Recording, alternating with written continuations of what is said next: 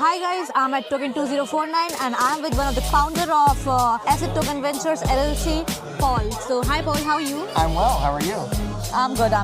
So my first question to you is can you tell me more about you, Sure. how you're working on?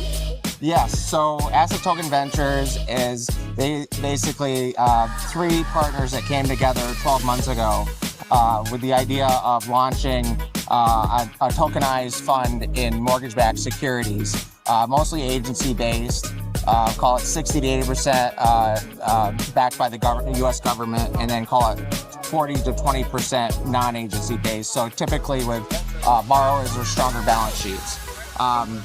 And we had the idea of basically utilizing the digital contracts to be able to provide cost efficiency, transparency, additional security, and tax efficiency for these types of assets, especially when you consider fixed income and private credit.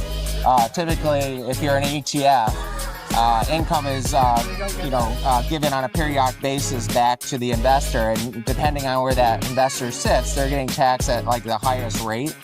And so since we sit in the U.S. Virgin Islands and we have a 90% exemption, our effective tax rate is 2.31%. So the investor being able to hold a token that has a mirrored redemption liquidation right into the fund can hold that token, have the appreciation of the value go into the NAV of the token, and then they can pick and choose when they want to redeem or sell that asset, and then that'll dictate how they get taxed. And if they hold it for more than 12 months, now they're in a long-term tax scenario, which is a lower tax rate, so you've got some tax arbitrage. And if you think about that long-term, it creates a compounding effect, really generating a huge difference on the yield. So it's really creating a best-in-class for that asset space, utilizing tokenization, the digital asset technology. Okay, cool, thank you so much. Yeah. So my next question to you is what inspired you to be working with Web3? Yeah, so my background's international taxation. So, attending grad school at Oxford, I actually, a few years ago, was talking to one of my professors about, digital assets and the attributes of digital assets and the ability to be able to kind of alter those attributes. And by altering those attributes, you change kind of the taxability of those assets. And so thinking about how fixed income and private credit, operates in a lot of places around the world, being able to alter that attribute and being able to provide investors the flexibility to be able to say, hey, I don't want to take my income today. I don't want to be taxed at a high rate. I want to hold it, let it sit and accrue long term and really be tax efficient for myself. Okay, cool. Yeah. So, what are the different lessons you have learned from your journey so far? Yeah, I think the biggest lesson we learned was, we launched just a month ago the mortgage-backed securities.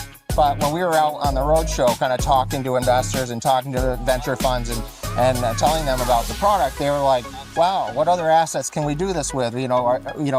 What about private credit? What about other fixed income products?" And so actually, we're in the process of talking to some other fund managers right now to think about our platform as a service, so where they can basically launch, create a product with us where we partner on it, and then provide that out to their investors and be able to capture that additional yield that they wouldn't typically be able to do. So as an example, I have a big background in the entertainment space, so I represent the third largest entertainment employer.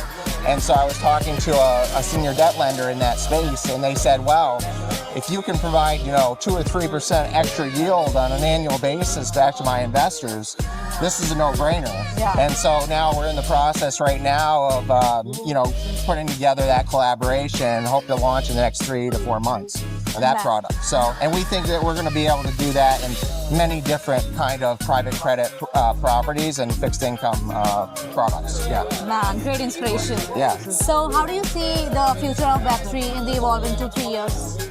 I think it's going to continue to evolve. I think it's going to dominate the marketing world. It's so efficient, being able to incentivize your investors pretty much to an extent, to be able to help you grow your business out and do it where it's really cost effective for the business who's trying to market, and for the investor it gives them the ability to really gain a lot of different products that they can go out and market in an efficient way, and where they're really incentivized in I think in a very capital appreciation way, and very tax efficient also. Exactly. For them. So anything exciting you have coming up you would like to share with us? Yeah, I mean, I think, we're so excited about the launch of MBS Token 1 and MBS Token 2.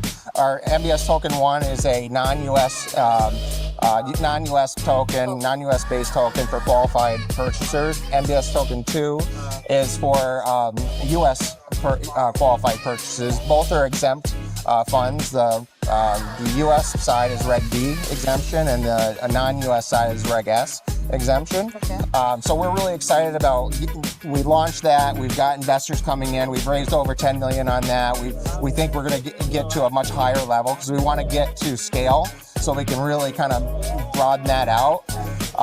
But then the platform as a service, it really excites me because I think that's where we're really going to get some traction and really build out many different products with partnerships with a lot of different fund managers and asset managers. And then I guess the next kind of revenue channel is treasury management. Down the line, to be able to provide actual enterprises and treasury management to be able to utilize digital assets in a tokenized environment to be able to efficiently kind of operate their businesses without having the friction and the